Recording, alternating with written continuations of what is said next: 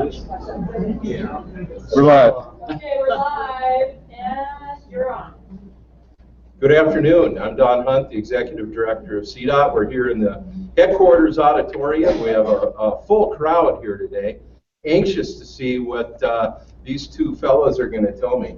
So we've got Dan Myers, our HR Director, and Michael Mushinsky, if I say that correctly, who is in charge of CDOT-U and doing some great things, and that's what we're going to talk about today. But then, of course, when we finally shut up, we'll take questions and answers from the audience here, as well as emailing in.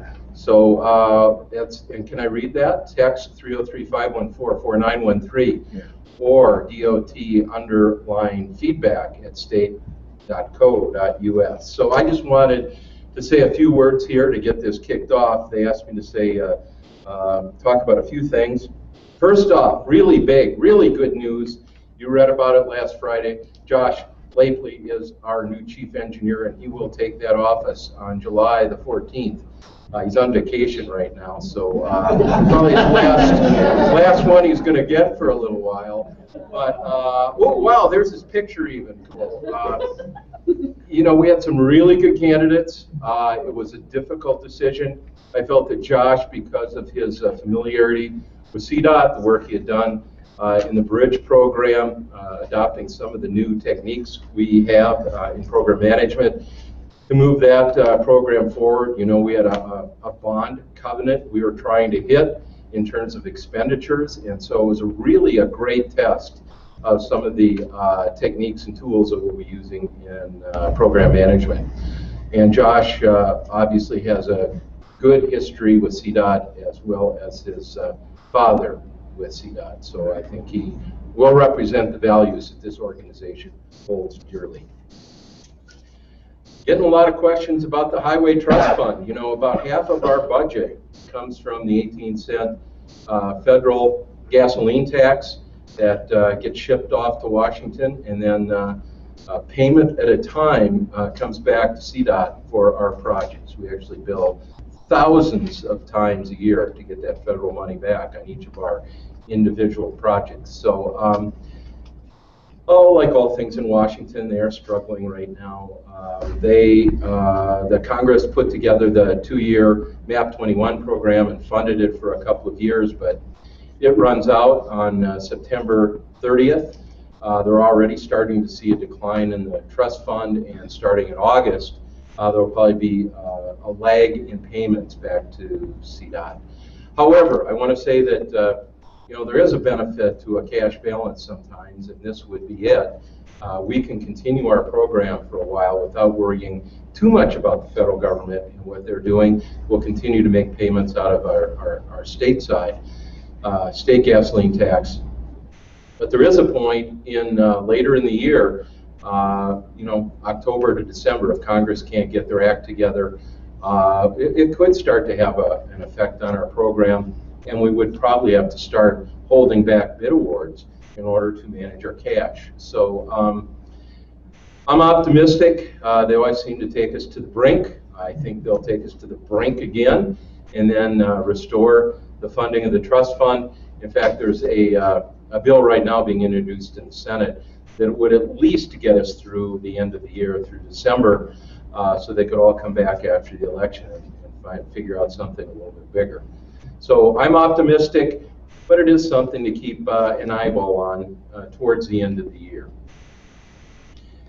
Then finally, I'm actually surprised I'm talking about this one. It is very early in the process, but you know, we're working on Region 4, brand new building, relocate to a building that would better serve Region 4 headquarters, and I think we're moving along in terms of design of that building.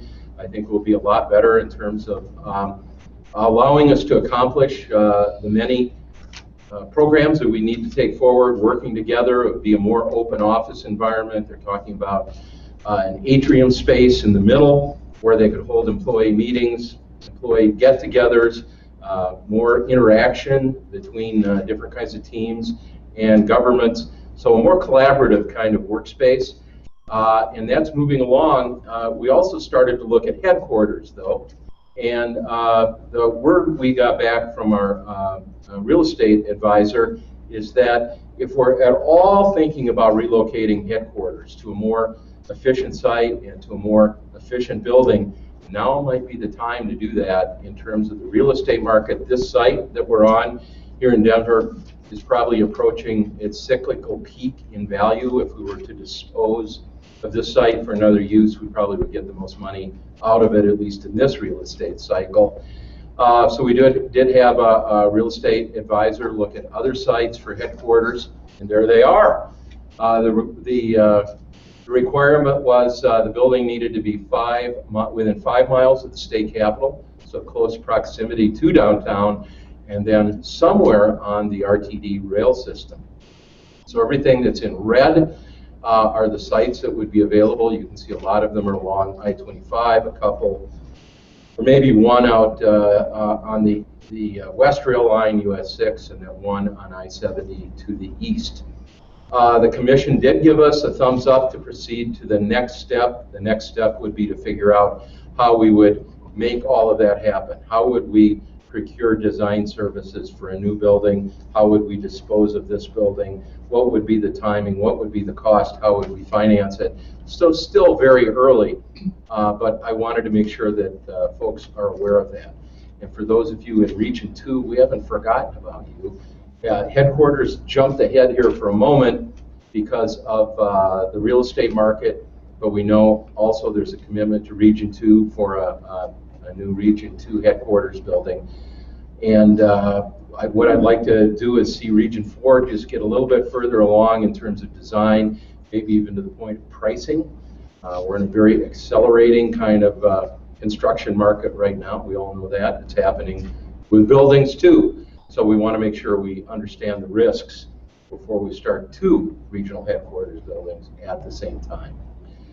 So with that, I think I've talked about what I need to talk about. And Dan, are you up next to talk about some human resources issues? The first one, I want to know when I'm going to get my raise. When will I see that in my paycheck, for crying out loud? Fair enough, sir. So you'll see your raise at the end of July. It'll actually take effect on Tuesday. And for the second year in a row, the state is offering across the board increases, which we commonly call cost of living allowance and merit pay. Cost of living this year was approved at 2.5%, so all employees will get that. It's base building for everyone that's within the pay range. Any amount that goes past the max range will be a lump sum, just like we received last year. But everybody will receive that same 2.5%. For merit pay, that's only awarded for employees that receive a 2 or above on their performance management form. It's generally base building until you start reaching into the 4th quartile and above the max, in which it would be a lump sum, just like the across the board increase. The big thing with that is it is quartile based. So depending on what you received in your performance management score for this year, as well as what quartile your pay range is, kind of determines that merit increase. Generally, most of our employees are somewhere between the 2nd and 3rd quartile, right there at the midpoint. So it's going to be either a 0.8 or a 0.6% increase on top of that 2.5% that you receive for cost of living. The other thing that we want to talk about was performance management.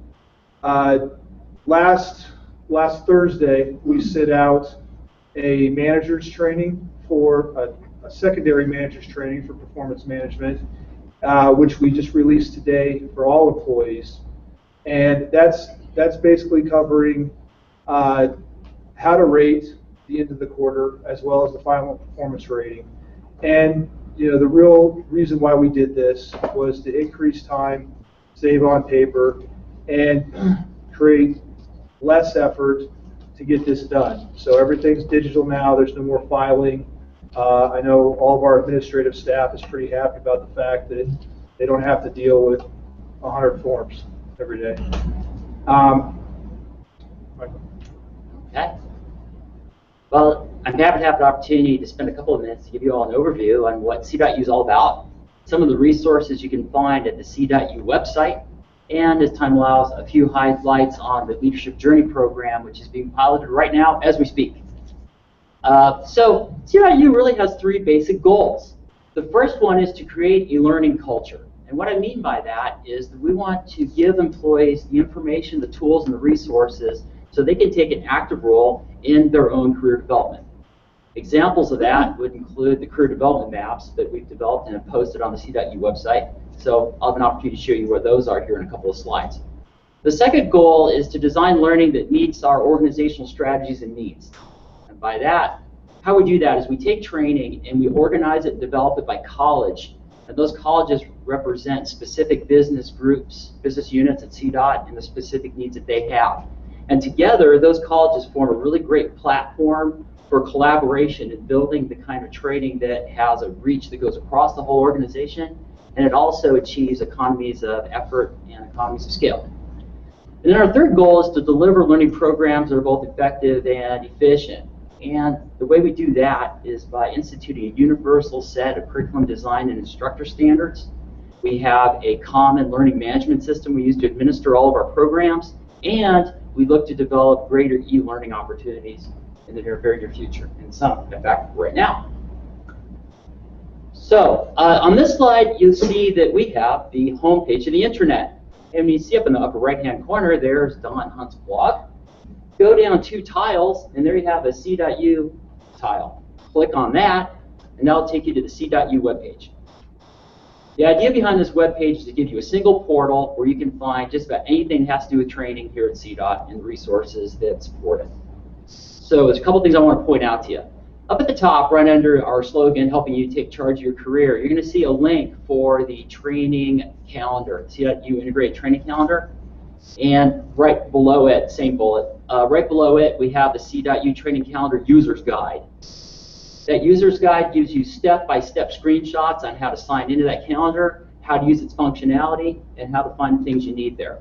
The great thing about this calendar is that it has on it in a searchable, scrollable calendar, 12-year calendar, all the training that's currently scheduled at CDOT. And you can search for that training by the title of the course, by the region, and by the city. And all those courses are color-coded by the college they belong to. We don't have time to demo it today, but I really want to encourage you to take a look at the CDOT website, log on to that calendar, and give it a try. Use the guide side by side, and I think you'll have a good experience. One thing you need to remember, though, use Internet Explorer. It does not like Google. You're not going to get full functionality if you try to use it through the Google browser. Make sure you use Internet Explorer. The second thing I'd like to show you is a link to a really great program we've had at CDOT for a long time, actually, administered through the Office of Employee Development, and that is our tuition reimbursement plan.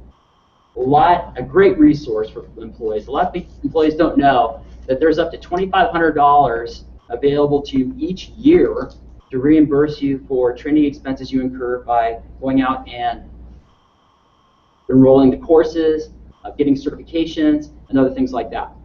Don't have time to go through all the details, but there's a link. That's where you can find it, and I would encourage you to take a look at that and get in touch with Patty O'Halloran in the Office of Employee Development if you have questions about the program. The third thing I'd like to show you is where those career development maps are located.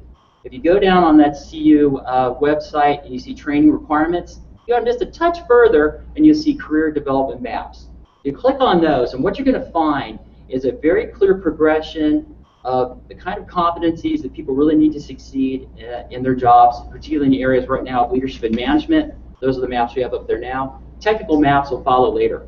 But you go in there and you find where your job classification is, you find the competency, and you see a really clear and easy to follow progression of how to build on those competencies. They're important to do well in your job now, but also to do great in the future and prepare yourself for success, for advancement.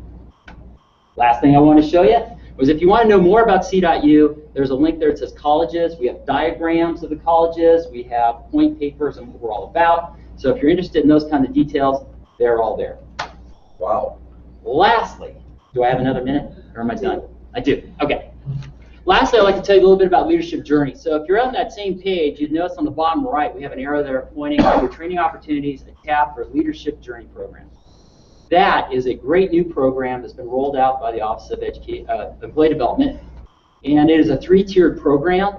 It's designed to develop those leadership skills that we need from the entry-level employee all the way through to upper management. It's integrated with those career development maps, so you see it there, and you'll see the prerequisites that are required for each level. Each level has 3 to 4 classes that are prerequisites. Besides those prerequisites, besides the prerequisites, you also need to fill out an application form that's available there online, so you can find it there by that link, and get supervisor approval. The prerequisite courses have been are being loaded into OED's schedule for the next calendar year. There's over 230 opportunities out there over the next year to get those prerequisites, both in the headquarters region and out in the other regions 1 through 5. So, and then lastly, those details are posted on the CDOT webpage. These are some of the topics that you've learned, but I think we're about out of time. We probably are. We better shift to Q&A. I get to ask the first couple of questions. Michael, I couldn't be more impressed with how you've pulled together all of our training and education opportunities. Tell me your philosophy about whose responsibility is it to get that training delivered to folks? I mean, is that CDOT's responsibility? Is it the employee's responsibility? As partnership is exactly what that is. All right. We're responsible to create the kind of opportunities that people need to advance, but the employee has the responsibility to take charge of their own development and make sure that they make arrangements with their supervisor to get the training that they want and the training that they need. So we've made all the tools available there so supervisor and employee can work together towards that employee development. That's great. I mean, I want to say that, you know, in state employment, we can't always be competitive across the board with the private sector. This is one area where I've said we can do much, much better than the private sector. We can offer better training, more training. I don't think there are a lot of places that offer $2,500 tuition reimbursements. In fact, there aren't other state departments that offer that. So take advantage of it. If you want to progress at CDOT, take advantage of training and education. If you want to change where your job trajectory is, I mean, if you're happy in your current job, that's great too, but skills, needs do change even in your current job. It's good to stay fresh. I hope then that allows you to stay at CDOT for a long time or forever, but even if it allows you an opportunity elsewhere, I'm okay with that. If you can get yourself ahead, if you can make more money, if you can get more satisfaction out of your job because you've increased your skills, that's okay. That makes you a happier person. We just hope you'd come back someday. So I hope you really avail yourself of what Michael has been putting together. So Dan, tell me again, if I get paid twice a month, when do I see that raise in my paycheck? You'll still see the raise in the paycheck at the end of the month Okay. for all of our one-time a month employees. If you do get paid twice a month, you will see it. You will see it on that that first paycheck in the month of July. In July, okay, first one in July. So another question for you. You know, I got used to those. What do you call them? The PMP forms, and you changed them again. Why did you do that? Just like to keep everybody on their toes. So last year we put a survey out in the middle of the year asking for feedback because we had made some pretty radical changes to the PMP form. And the biggest comments that we received in return was it took too much time.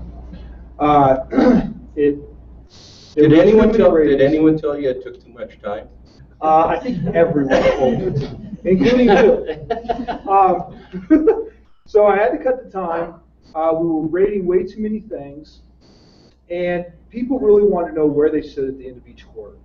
So that's really what we did with this training. You're rating each competency only once per quarter. By making it electronic, by breaking out the goals into an easier to use format, we're cutting time drastically. And then at the end of each quarter, when that supervisor sits down with the employee, there's going to be a calculated score based off of those ratings that were provided for the quarter. So everybody can actually see where they're at every time they sit down for their PMP brief. So has everyone been trained up on the new forms, or if I don't think I'm quite there yet, what do I do? So we have 2 trainings out now. The second training, like I said, was just released. If you go to the portal under the training calendar, you're going to see a quarterly PMP form in the e-learning section of our training calendar, and that's where it's going to be housed from now on. Very good. Well, Amy Ford is sitting off to my right here. I'm going to look over, and are we ready? Oh yeah, we've got a lot of questions. That's what I thought would be happening. And for those of you who can hear me on the microphone, I know that sometimes you think, oh, you know, she's just making these questions up. And I'm not. I think those of you in the audience can see my phone starting to buzz as we get people texting and calling in with questions and emails. So I'm going to start with the first one that we got actually yesterday when they were looking at the titles. Employees agree there's a lot of merit to having more than 2 formal performance reviews a year, but it seems to be a consensus that 4 reviews combined with performance planning is too much. The general comment is, didn't we just do this? So the new computerized system totally helps, but has there any consideration been given to reducing the performance reviews to 3 times a year? I think I know who that question is directed to. So we did look at keeping it just with a mid-year review and a final review. We can't really do three times a year and still be effective enough for employees to always know where they stand, not only with their goals but with the competencies that we're rating. 6 months ended up being too long a time, and it was a shock every time you had your PMP review. So that's why we made the conscious decision to do it quarterly, because at that point, if you don't necessarily get the opportunity to see your employee every day, every week, whatever it is, that gives you the opportunity to have more conversation with them to make sure things are in alignment with what your overall goals are for the year. Thank you. All right, the next one's for Don. And you guys, if you have questions, feel free. Raise your hand, chat out a question, and I'll just go from text and things like that I get. Is there any truth to the rumor that you would combine the HQ buildings and the Region 1 building when you relocate? Well, that's a good question. So if anyone was at the commission workshop, Tony DeVito himself said, you know, should we be looking at Region 1 at the same time as headquarters? And I think the answer to that is probably yes. My own personal opinion on that is that if we would co-locate headquarters and Region 1, as far as I'm concerned, they'd have to be in separate buildings. I think it's okay to be on a campus, but I think I have personal experience with regions being co-located with headquarters, and I think it creates an unevenness and a discomfort in the outlying regions that's not altogether healthy. So, you know, if we can find a better site for Region 1 while we're looking at headquarters, and it looks like it's economically feasible and would fit the employees for Region 1, we would consider that. So we'll see where that goes. That's going to be discussed all the time at commission. So read commission minutes, and be pretty transparent process, I think. There's a question over here, Amy. Right now, CDOT is reimbursed for CLE. Is there any plans to change that? And repeat the question. So I'll repeat the question right now. CDOT does not reimburse for CLE. Any change in that policy in the offing? Yeah, for the audience, can you define CLE for us? Continuing legal education. Continuing legal education. Right now, the PD is under review, and we're redrafting it. And I'm happy to say that one of the things we're looking to include is continuing education units, not just degree awarding programs. And so I think there'll be good news on the horizon. I don't have a really hard date for you. All I can say is we're working on that PD as we speak to increase the opportunities to use that employee benefit. You bet. I'm going to throw this one out. It might be very specific, so you may or may not be able to answer it, but just, I saw the new revision to the HEO3 program. How will this be implemented? Will there be a finite number of HEO3 in a region? And what will be the wait time between promotions? Okay. So maybe Dan, just for the purposes of everyone listening, perhaps me, what is an HOE3? Well, you know, let me tee this up a little bit. I visited with a lot of folks last fall. I was either doing in the flood zones or talking to frontline maintenance employees around the state. I'm not sure I did a lot else in those months, but what really came out of that was the HEO, Heavy Equipment Operator classification, was not, I guess what I would say is not very clear whether it was an advancement opportunity, a pay opportunity, was it available to everyone? And I thought it would be good to really come back and revise that program. So I'll turn it over to Dan. So, feel a little strange without Kyle Lester here with me. But yes, there are changes being finalized at the superintendent's meeting here in a couple weeks, in which the HEO3 program will fully be back online. We've revamped that program so it truly not only focuses on the technical aspects, but it will have the prerequisites and leadership journey 1, which is being piloted this week, incorporated in that program. The intent is that we have an HEO3 with every patrol within CDOT, and there will be a formal standardized process across the state for that promotion. That pay range has changed, so it is a promotion within the maintenance series. We plan on treating it as such. I can offer a lot more information after that superintendent's meeting, though, when it concludes on the 9th. Yeah, that's great. And I do have a follow-up because some of the folks that I talked to last fall also asked, in order to take the HEO training, if there's not a vacancy, if there's not an opportunity immediately, can I still in advance take the HEO training? Absolutely. The training is offered for everyone. The openings we'll be looking at statewide. So even if there's not an opening necessarily in your region, there is still opportunity for promotion and moving to another region. Very good. Should we see if there's any question in the audience right now? I don't see a hand go up, so we'll go back to All right. text. Here's a text question. This is sort of a tough one. What's your understanding, without saying talk to your manager, about how we handle tenure employees and whether or not you think they're actually doing their job, if they're showing up late or not actually performing? How do you approach tenure employees for performance?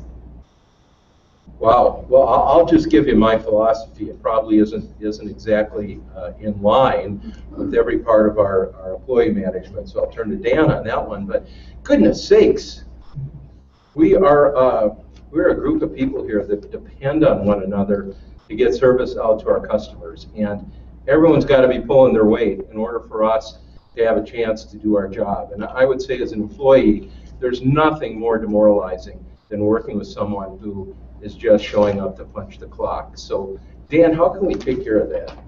And I don't think it's very many people, but even one is too many. We've got a lot to do at CDOT.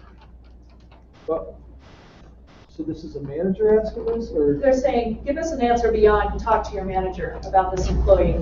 How do you handle performance issues with tenure employees? Yeah, so maybe it's what's a communication vehicle that's safe for me to talk about someone who's not performing and my manager won't take care of it? Well, first of all, it's your responsibility as another employee before you escalate it to that level to have that conversation. I think we teach something called Crucial Conversations that handles just that. But it really is your responsibility as the employee. It doesn't matter if they're tenured or if they're brand new.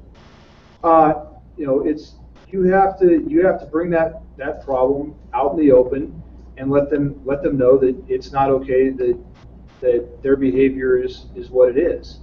And only then should you really be escalating it. We always preach, you handle it at the lowest level. The lowest level is speaking to your peer about that before it has to go any further. All right, Michael, question. Is all available training now in one place? All available training. That's a pretty sweeping bucket. I would probably have to say not all. There are some training that's available outside of CDOT through certain channels. We have links for you to go out and find it. But I can't say that you necessarily have it on that integrated training calendar. It's not there if it's training that we don't host as CDOT. But there's other trainings available, say, through DPA. We do have a link under other training programs for people to go out and find it off that C.U website. So I guess I have to say a qualified yes or a qualified no. I'm not sure how well to say that. And then there are a few specialty programs out there that have such a narrow audience that those people are kind of notified one-on-one, and then that training happens, and then that it ends up being recorded in our learning management system. But those are very, very small in numbers.